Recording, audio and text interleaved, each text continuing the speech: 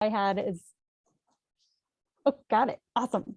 One of my questions was just kind of as we're transitioning out of email and onto in-person data collection, if anybody's leaving some of those email data collection days going as kind of a comparison set or training wheels in case something funky happens where you have to kind of, say, oh, we're not doing in-person data collection anymore. So curious to hear, has anybody made that transition? Are you making it a kind of slow transition, or are you just saying, now we're going back to in-person?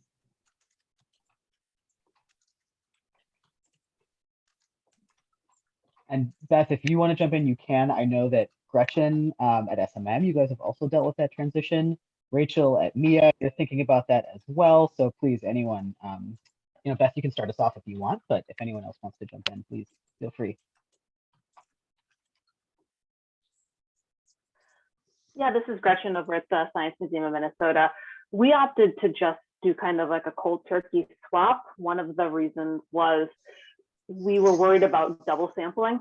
So sending an email, because we use our ticketing information, our online ticketing, as the mechanism to send the survey. So we were concerned about sending the survey twice and getting the same response in. But it definitely was the discussion that we had.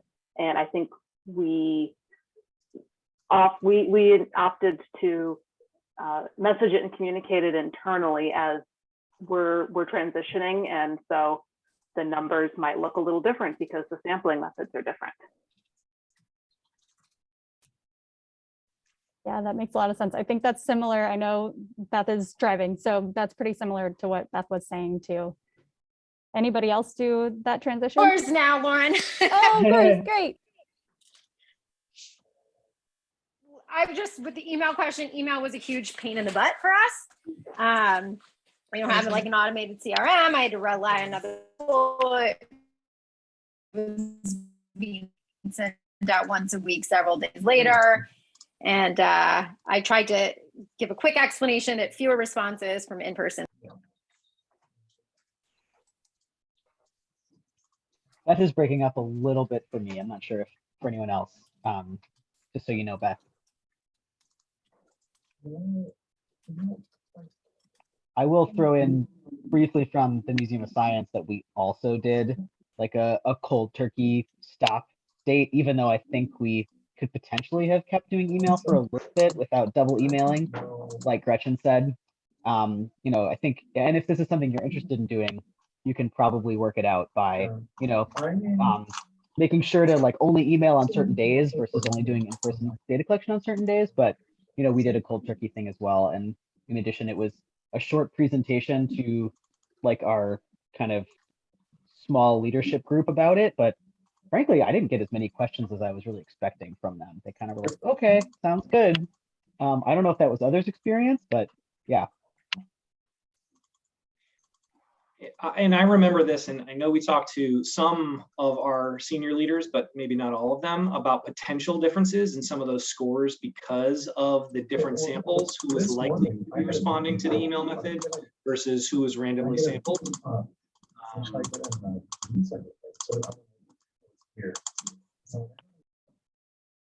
Hi, this is Jeff from the Tech Interactive in San Jose. I do have one question because we have not yet made the switch, but it's on the horizon. And I'm just wondering, from a logistics and operations standpoint, I'm sure like a lot of people on this call right now, our visitor services and operations team is just slammed. They're having a hard time filling all their positions. And I'm just trying to imagine the look I'm going to get from our director of operations when I tell her, hey, here's a new thing to train all of your staff on, collecting visitor surveys. So what was, did you guys, I'm just wondering, how did that conversation go? If you've had it already, did you train like a team of survey ninjas separate from visitor services? Logistically, how did you do it and make sure like everybody came out of that conversation unscathed? I know that was another question you had specifically, Lauren. Do you want to talk about that? Yeah, no, totally. Same question here. And even I know when I chatted with Beth, she did do a separate group, and I had questions about recruiting for that and like actual uptake in that too. So people responding to that new position posting. So to even one up and continue adding to the pile, Jeff. Great question. And yeah, curious what others have been doing. I cannot answer the how to have that conversation because we do have dedicated survey staff. But what I will say is that you have so much to sell that manager. You have so much to give that manager once that data is coming in, of reminding them you're going to know things to stop worrying about. And that's amazing, that you're going to have to stop worrying about these things that are just not coming up as visitor concerns. And you're going to know where your team are superstars and be able to brag about them and know what your team is going to have to work on. So I would pair those conversations 100% and make sure that they know what they're getting so clearly. And if you want them to connect to my visitor services manager who will sell it for you, I'm happy to connect them. Awesome. I think the answer to my question is just have Marjorie do it. You sold me on it. I'm not as scared anymore. Thank you so much.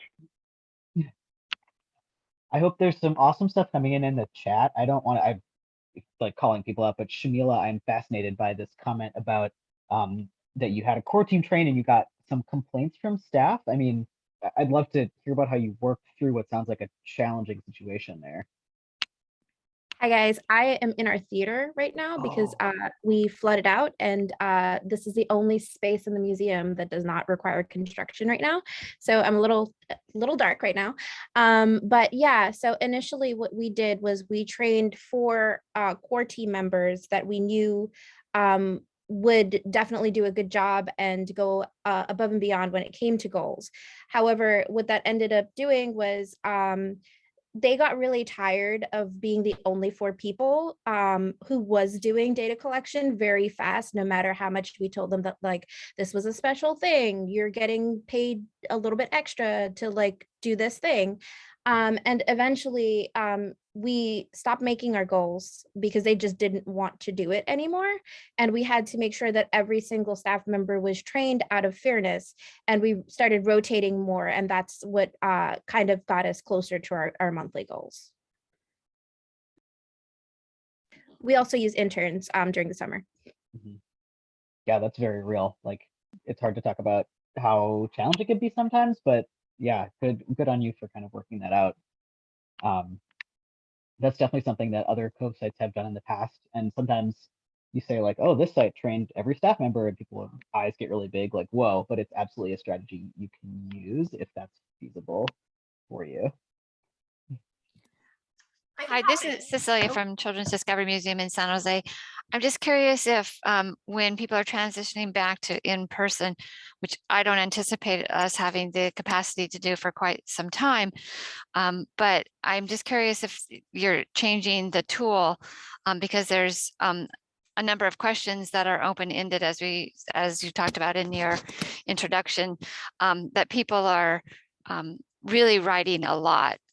And there's a lot of comments, and so I don't anticipate like people standing there at the exit, doing a lot of commenting. So what are the pros and cons of that, and are people changing their tools? In terms of the core instrument, I mean, we had added open-ended comments specifically about COVID and had kept those so far, pared down a lot of the other COVID specific questions, but kept the really general like health and safety question. The other open-ended things were on the survey, since if not since the beginning, since many years of doing in-person data collection. So really what was sort of happening was that we were used to shorter comments. And then for some of us, when we started doing email, the comments started getting longer, and really it's a little bit more of a return to what we were used to before. So, pros and cons of that for sure. But I don't think we've, beyond that COVID question, added anything open-ended to kind of, like elicit that from email feedback. If anyone else has institution-specific questions that you feel might not be as useful anymore, if there's not as much detailed feedback, that might be a good time to sort of sunset those or change them a little bit to something that's, multiple choice or something like that. But the core survey, we had, we just got some shorter comments before. I don't know if anyone is anticipating any changes to their specific questions.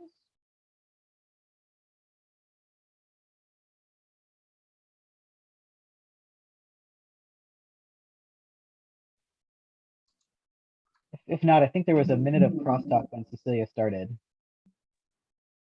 I just have one question, I'm sorry, that ties into all of this. It kind of goes along with it.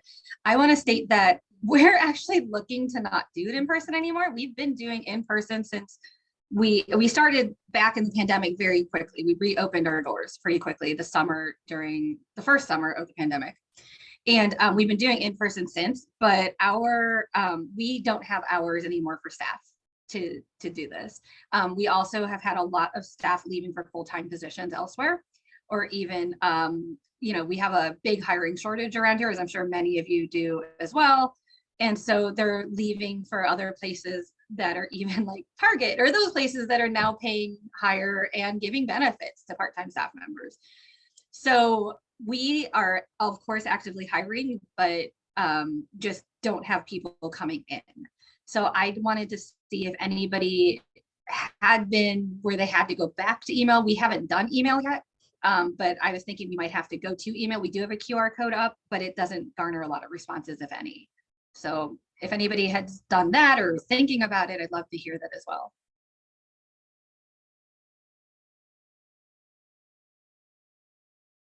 Yeah, I think we can speak on behalf of the larger collaboration that no one has actually gone that direction, starting with in person, then gone back to email, or gone to email, I should say. And like the part of what we're not saying out loud is that the in-person methodology has been pilot tested and proven to be more, I want to say effective, but really it's truer to your overall visiting sample than the email method. But all of the things that are being said right now are absolutely valid concerns, which is why the email method is still in play right now. So capacity being an issue, figuring out how to schedule it being an issue, all of these things. And so no one has moved that direction, but as Beth, I think, was chiming in at the very beginning, there are certain complications to the email method too, like figuring out your CRM. How is it being deployed? How soon after the visit? How are you tracking that? And those sorts of things. So definitely some considerations that we can help you think through. And obviously lots of people on this call are currently doing, but worth considering when you're making these decisions. I'm trying to remember. Oh, Caitlin, did you were thinking about going from in-person to email and then, but what did Caitlin at the Cincinnati Art Museum? Did you end up doing anything like that in the end, or did you stay? So we did not end up using email for COVES because we were able to get some support from interns and then from our volunteer corps, and then we were able to kind of leave email channels open for other survey needs that we also have for membership and other things. And my colleague Kate Law is on this call, and she's been a superstar at recruiting volunteers to help us. And she said in the chat, but it's been really true. We found the volunteers are happier when we schedule them in pairs, or even a group of 3 or something. So that's been worthwhile for us to kind of ramp up enthusiasm. But we have been open, our galleries have been open for quite some time now. But we still have been really cautious about things like programming and longer engagements. So for quite some time, we were collecting our intercepts outside as well. And we're still masked at our museum as well. I remember that was part of it. Like you were doing a lot of the data collection outside, and then we're anticipating a need to move inside, and that was a bit of a challenge. Yeah, absolutely. And the volunteers are handling it well with the masks and everything. So, and Kate, feel free to jump in if you want to add anything, since this has been kind of your wheelhouse.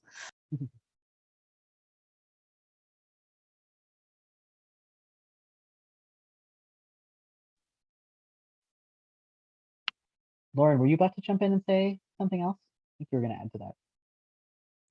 I was going to take us a slightly different direction from actual data collection and more to the analysis piece, since we were kind of talking about that kind of rigor and validity of the responses when you're doing in person versus when you're doing email, because there's all these different weird constraints on it. So I'm curious how kind of like I can run a long list of like, these are all the reasons why in-person is better. But I'm curious how you kind of communicate that without maybe coming on as super overbearing and technical to your team. And then also any kind of, I know you're not supposed to be comparing those shifts like via email, like comparing different methodologies, but people are going to ask like, wait, why did our, NPS drop or something like that? I'm just waiting for that to happen, or actually go up is my guess. But I'm curious if anyone's noticed those things and how you kind of talk about them.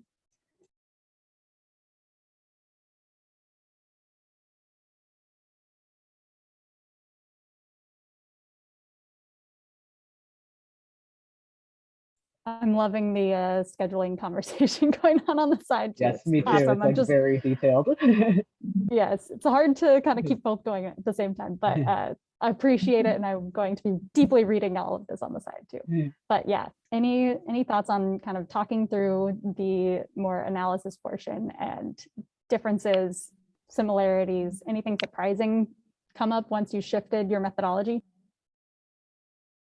Lauren, I can talk a little bit about what we've seen, and part of what I have done here is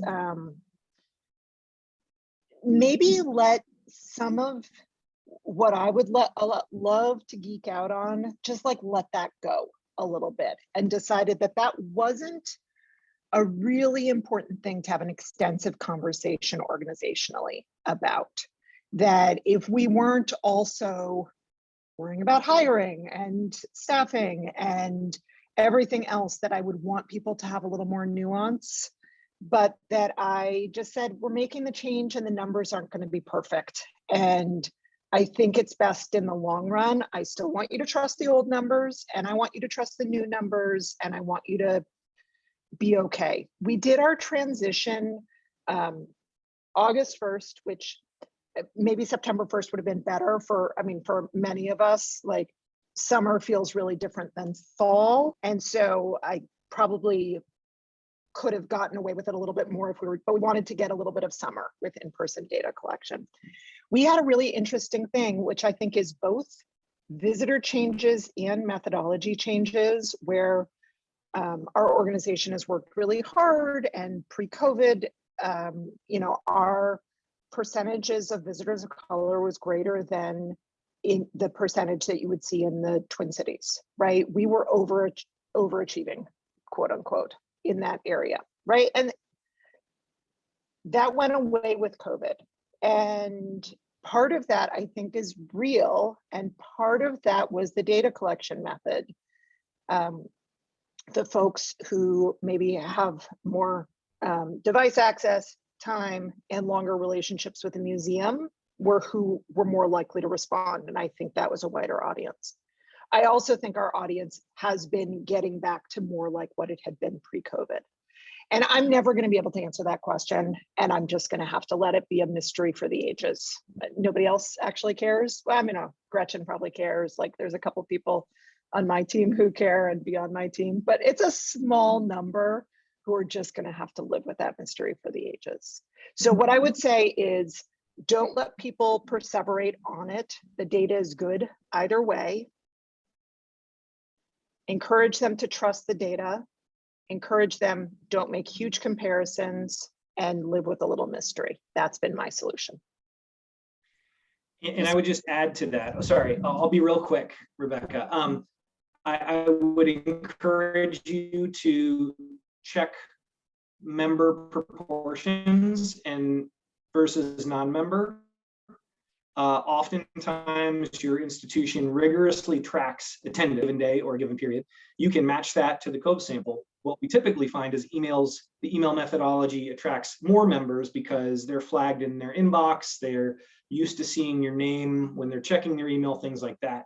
And then you can just look at how do members and non-members compare from your email days to your in-person days. And this is a very clear, simple talking point, even if you just start with Net Promoter Score, because it helps demystify why we're seeing changes. Is it the proportion of members, or is it actually the perception of members or non-members? And then you can kind of take it from there and say, yeah, these methods are different, and therefore we're going to see some differences.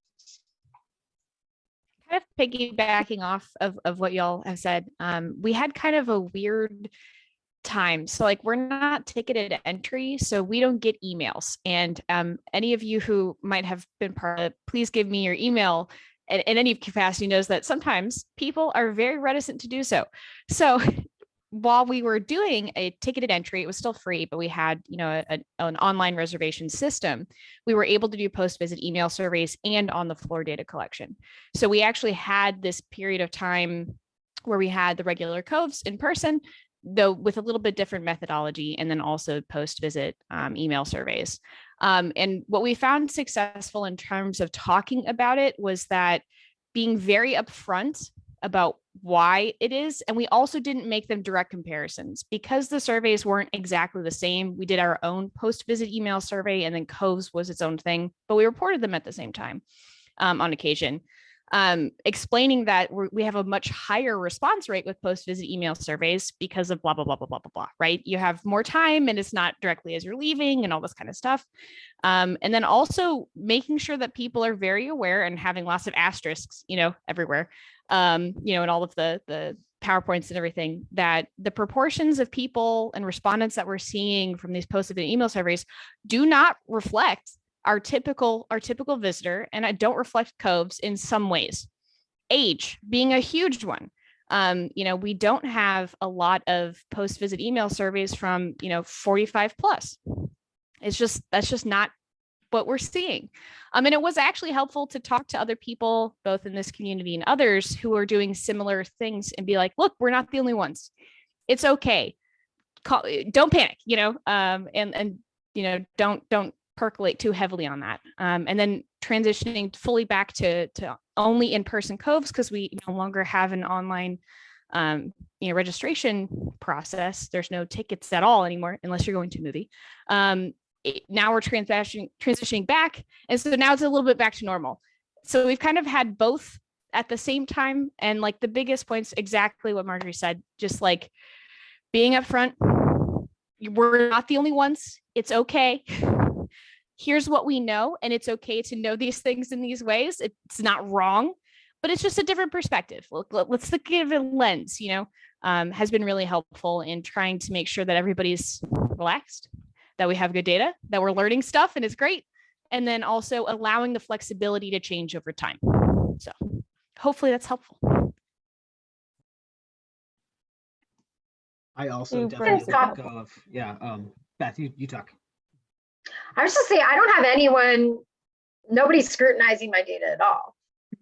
So I look at it and I think like the member thing is a real big difference between the email and in person, but I wonder if some of the demographic changes I'm seeing are more towards schools in session, and things are just changing all the time. I don't know. They could take a different direction as the winter surge comes. But I don't really have anybody, you know, I don't know the extent to which my executive staff is pouring over them. Usually if I bring a really negative comment to their attention, they want to address it. So it's always my goal to get this in more people's hands, and to always, you know, I'm still struggling with finding more ways to do this because it's a big effort. But yeah, I don't really have the issue with having to justify it to anyone. Good or bad thing, I don't know. I mean, I agree that most of the like hesitancy and the nervousness was like fully internal, like it was from the research and evaluation people, not necessarily from others or the people who are like in the data all the time. And I also, echoing what people have said before, just you can't really stop people from making the comparison if they have access to both.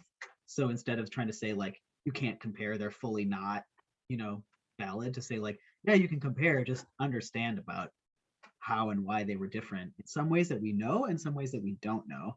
Like our member effect during COVID was not the same as the member effect that I thought it was, where members just gave higher ratings to everything all the time. They were often more critical of us in some ways.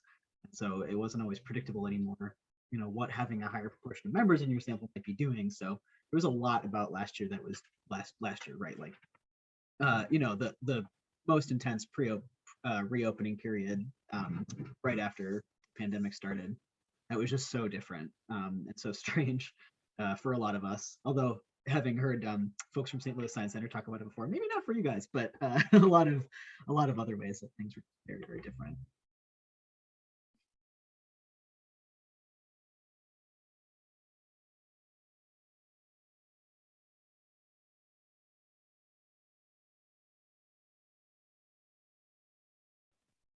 Considering some of that, you know, thinking back to, you know, July 2020 or June 2020, whenever some of us reopened, some of our earlier reopenings happened, and how putting in-person data collectors out felt then versus now.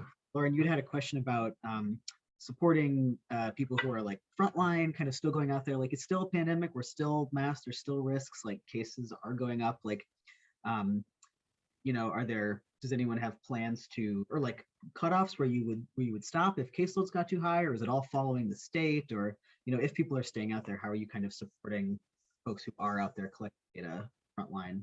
Or are you feeling like everybody feels good about it?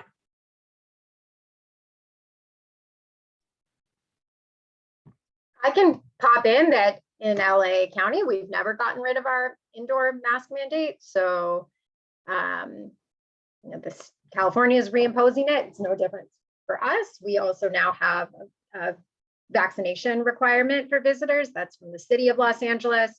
So vaccination or test in the past, I think, 3 days.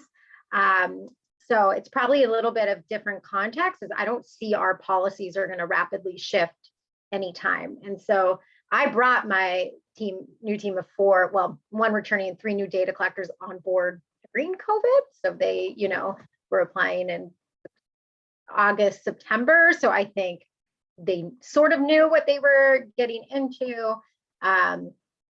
So yeah, I don't anticipate, you know, unless we get completely shut down again, I don't think there's too much that's going to change. So we have, you know, a system, we're getting used to it. Everybody can get an N95 mask if they want while they're out there on the floor. And we haven't yet had anybody be super weird or get in our faces. But I mean, I put out there all the time that if you're uncomfortable in any situation, you know, get out, take a break, whatever you need to do. Probably a little unique over here. I don't know. Potentially, especially with the vaccination requirement for visitors. I'm not sure how many places I've heard about having that, which I love. We have it for staff as well. So Yes, like wow. 99% of our staff is vaccinated. Yeah. I don't mind. Hopefully this is okay, but Rachel at Crystal Bridges, I know you guys were collecting in-person data the whole time, and the same with St. Louis Science Center. But I was just wondering, like, how did it change for you from the beginning to now, and like different ways that you've been supporting people? Yeah, so it's true. We never did an email survey. We closed for 3 months at the beginning of COVID, opened right back up. We did change our protocol to be contactless. We now use an iPad stand. We used some, you know, sanitizer between iPad uses. We also really heavily rely on our QR code, which we have decided to keep for probably ever. It's much more successful than we expected. And I'm going to emphasize it's not just a QR code posted somewhere, it's with the data collector next to the iPad, and we still approach guests and ask them to scan the QR code. There was original concern about whether people would scan the QR code and not actually submit a survey. But right now, and over the last 6 months or so, we've been hovering between 65 to 75% of people that scan the QR code submit a completed survey. So that's pretty remarkable. And yeah, I have no plans of getting rid of that QR code. Was there anything else that you're thinking of, Alex, that you want me to share? I was just wondering about like the ways that you sort of maybe supported or encouraged or allowed for data collectors to go out in person in June 2020 versus December 2021, like yeah, how that's different. So I see the question in the chat, Alyssa. Yeah, I offer both. In my script, I just say you can take it on a cell phone and take it with you, or you can take it on this iPad right here, and then they'll self-select. But with data collectors, it's tricky. A lot of the time it's me. Most of the time it's me. So, you know, I can tell myself what to do. And then we have volunteers that were very hesitant to do in person during COVID. And so really, I had a lot of people take a step back. We didn't recruit as much during that time. I'm still relying a bit on volunteers. I just have accepted that the turnover is going to be really quick.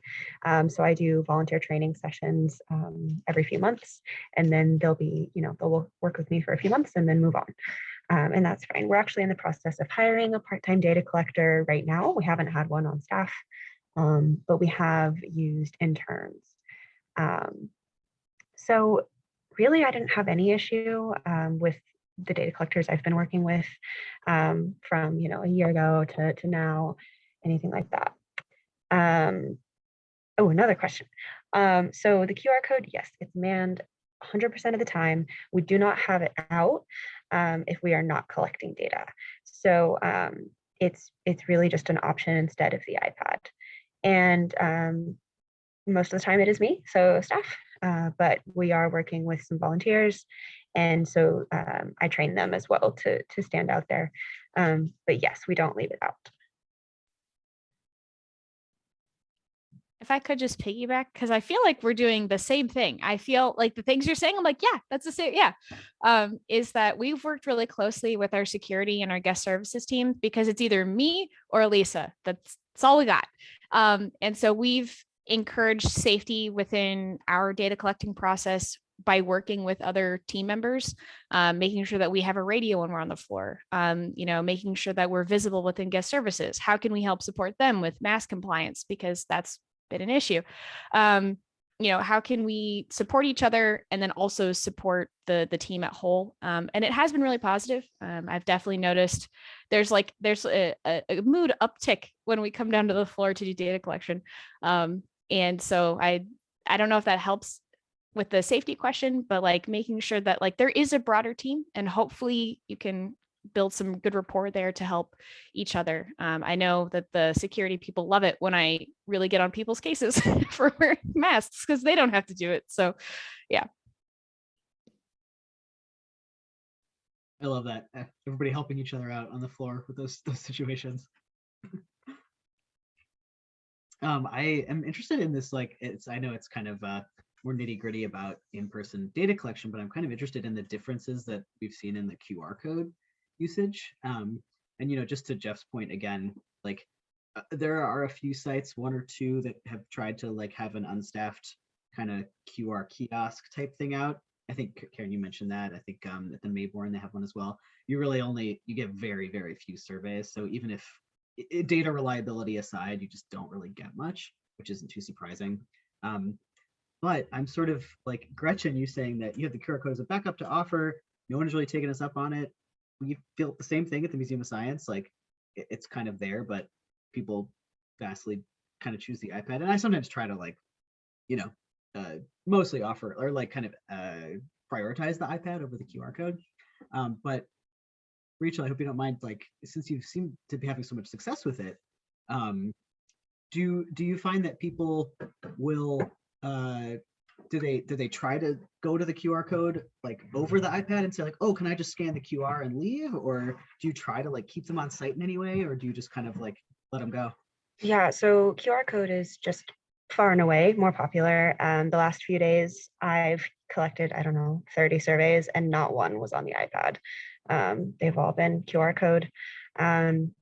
We found it's really helpful for people who are in a hurry. If you know they don't even really want to talk to you, they'll still like stop and they'll scan the QR code while I say really fast that it's anonymous and they can skip everything if they don't want to answer and all that. And at first, yeah, we were concerned about people scanning it and leaving, and so we had a little probe in our script, and we would say something like, "Oh, did it come up for you? Like, oh, feel free to stick around. Did it come up okay?" But then we found that we were having a really, really high response rate from the people that scanned it. And so we stopped kind of like checking in on them. I still do make sure that, you know, if they need any support pulling it up, they can. But I have found pretty much every time that it's their preference to take it on the QR code or to scan the QR code to take it with them. I also will say something like, you can do it whenever it's most convenient for you. And then they'll just leave and do it on the way to the dinner reservation that they mentioned, which was originally why they said no, but then there's a QR code and they can do that. So yeah, it's just been, I mean, we rarely get iPad responses now, which is sometimes I totally feel that, you don't know if you're going to get the QR code response. And so it's nice to have the iPad responses. You've seen them complete it. You're like, okay, yes, I got it. But it's so much faster too with the QR code. People scan it and you go and you can just keep sampling. So yeah, pros and cons, but it's worked really well for us. It's incredibly interesting. And, who knows if this is some kind of like one-off difference or an art museum, science museum thing. But I will say a kind of classic in-person data collection question that we were always fielding from children's museums and science museums is, what do I do with the parent with the 2 screaming kids, or the toddler who is ready for a nap and just needs to go? Since you're having such a positive experience with it, Rachel, maybe that could be encouragement for a possible method to try when while you've got the data collection up and running on in person, a couple steps down the line for some of us to kind of help alleviate that concern a little bit. I know that that's a very common thing. Absolutely, yeah. I mean, we often have folks that have the child concerns or the group concerns. We need to get out and get some air. We need to sit down, whatever it is, and QR code. There you go. And most phones now just scan it automatically. You don't need a special app.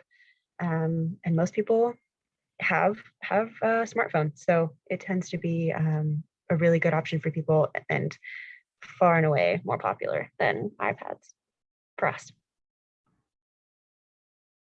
Fascinating. And it just there was another question that Lauren, you had kind of put in your list, was about visitors' comfort using an iPad, which, like, I'll say, and Rachel, I don't know if that's playing into your experience at all, but could be, could not be. I don't think they care. Yeah, almost zero people care about using a shared iPad, even without like a lot of excessive or visible sanitizing or anything like that. Even like a year and a half ago when we reopened, people were like, oh, you don't have to do that for me. And I was like, yeah, I'm gonna clean it.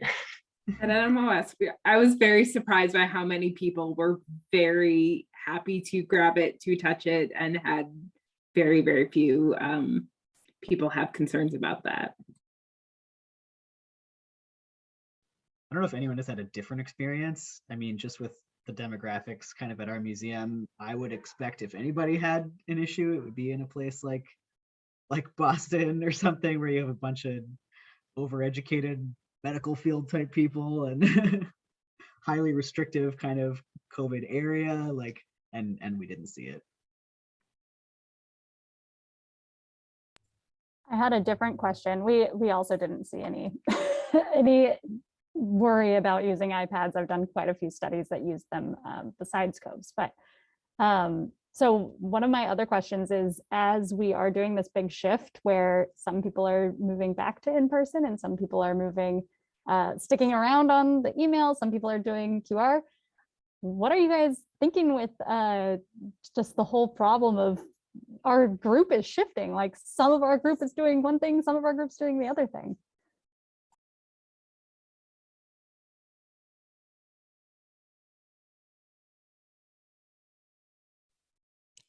I just find it very fascinating what works for some people and what works for others, especially, talking about like the email thing, about how that is not a thing that we can do successfully. We cannot collect emails, but I know for other people, it's super easy. And I'm just really excited to see how people are going to implement what works best for them and how that manifests. Like, we have some QR success, but not nearly that much QR success, and how can we help each other learn, how to do better in different ways. It's so interesting, and I'm so excited to see what everybody, implements and how it's going to work best for them.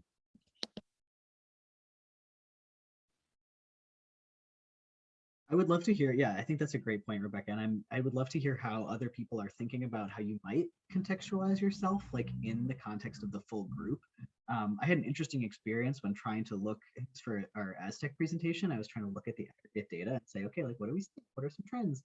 And was trying to separate email and the in-person just to make it cleaner, but it wasn't super, it wasn't as clean as I thought it was going to be, just because of the differences in museums that we're doing in person versus email. And so it's like, well, is this now just the St. Louis versus Museum of Science comparison? Like, it's not really what I'm trying to show. And so I did end up combining them in some cases. And again, would never have expected to do that if you had told me that in July 2020 we were planning it. But you know, the other differences at play there, I think, were also kind of showing up in the data in a way that I was like, is this really a true aggregate if I'm doing this? Like,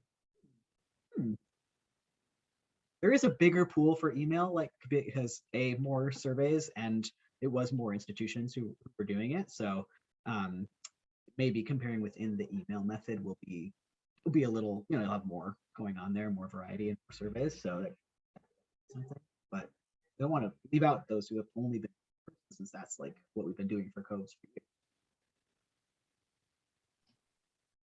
I think for our email at the beginning, when we reopened, you had to reserve your ticket online. So we had your email, right? And then over time, it kind of was like, oh, we allow walk-ups. We still say reserve it online. And then it became like splitting maybe so kind of towards the summer, the emails weren't going out to all our visitors. So we don't ask for email when you show up. It's only if you purchase in advance online.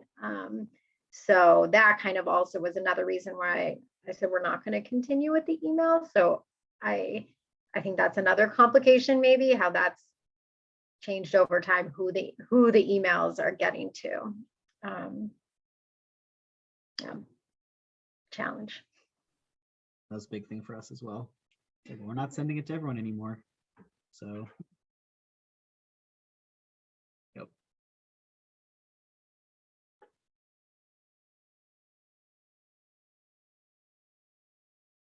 We've got about 10 minutes left. I'm curious if there's any data collection questions that folks have that haven't come up so far in this conversation, or your situation. Do you feel like it's not been represented here and you want to kind of ask about it? Just want to give a minute for that.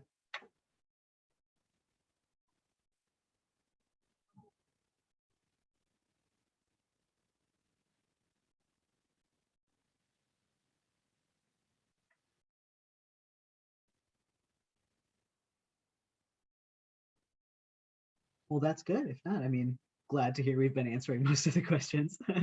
And yes, Shamila, you're very welcome for the conversation. I don't know if there's anyone who is kind of hasn't done COVES at all for a long time and now is just jumping back in, who has anything like, and I mean, thinking like Megan from the Discovery, you're the first one who comes to mind, but there's other folks I know who are kind of jumping back in after a long period of absence for the pandemic. And if there's anything you want to add or ask.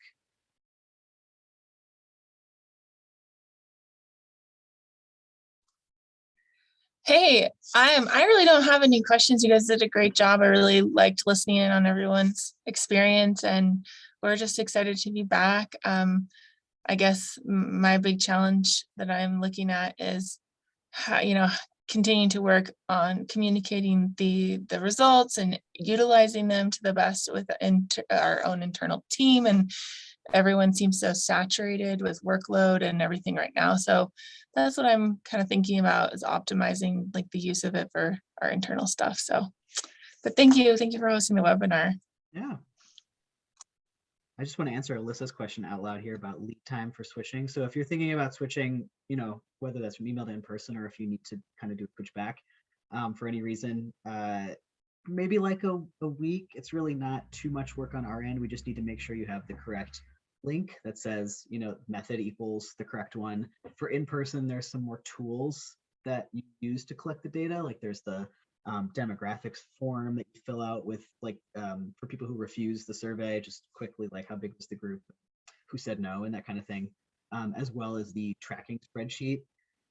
If we don't have attendance from you, we would need to get that in order to kind of design the target. So there's a little bit more involved in the email to in-person shift. So I would say allow about a week, but I'm guessing that it will take you longer to kind of plan that ramp up. So as soon as you're thinking about it, or if you're thinking about planning it, you can just let us know.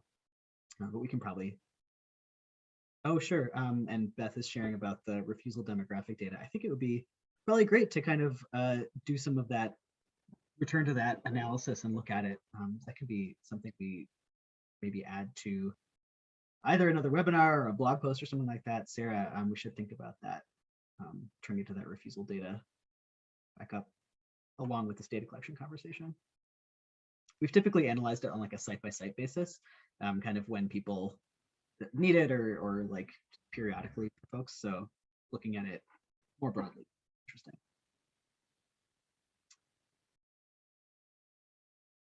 All right, I hope that there's not any questions unanswered in the chat there. Yes, Sarah wants to share our topics for the coming months. I want to pull up the schedule really quick, unless you already have it up, Sarah. We have started to plan our webinar topics a little bit farther out than the week before, the month before, and especially are hoping to kind of share those invites with you all so you can share them with other folks. I know we're thinking about doing a dashboard refresher for folks sometime in the new year. A welcome call for some of our new folks. We anticipate a lot of new sites joining, especially a lot of art museums. Sarah, do you have the actual calendar? Yeah. So, and we would love to gather topics from you all too. So feel free to, I can put my email address in the chat, send me ideas, Alex, Ryan, ideas for this, but our current thoughts for the next few months, because we know that it is helpful for you all to invite colleagues if you have a sense of what we're going to talk about more than a week in advance, is on our January 11th call, we'll be doing some goal setting and KPIs, key performance indicators, and how do you set them? How do you review them? How is COVES involved in supporting any of that work? And so this is related to our ongoing conversations and what even came up today around how do we help support those conversations and the use of the data internally. And then February, we were thinking about new members, focusing on new members. We're going to have we are actively onboarding new sites and stuff. So doing some social meet and greet time in February. And then in March, considering exploring the institution specific questions. We have space on the survey for you all to include questions that are specific to what's happening, issues, questions that you have internal to your own organizations.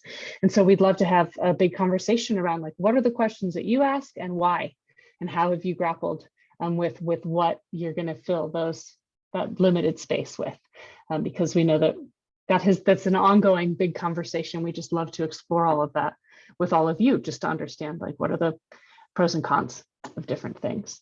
And we'll share this. I'll write this up and send it out through the community of practice, and then we'll keep it filling in with those calendar invitations that Alex shares as well. I'll be sharing the calendar invitations definitely for that January one this week, and then hopefully the February and March ones as well. Ryan and I are having some out of office time coming up for parental leave, so we just want to make sure to get everything kind of on the books and ready so that Sarah and Allison can help support all of you while we're gone. So with that, I will a lot of folks are dropping off, and I think this is a great time as any to end it for today. But thank you so much to everyone who shared questions, answers, experiences, especially Lauren and Beth for kind of contributing so much to the planning of this. And good luck, everyone. We're always here for more data collection questions, and we'd love to hear about how things are going for you. Yeah, so happy holidays, happy new year, and we'll see you all probably in 2022. Bye.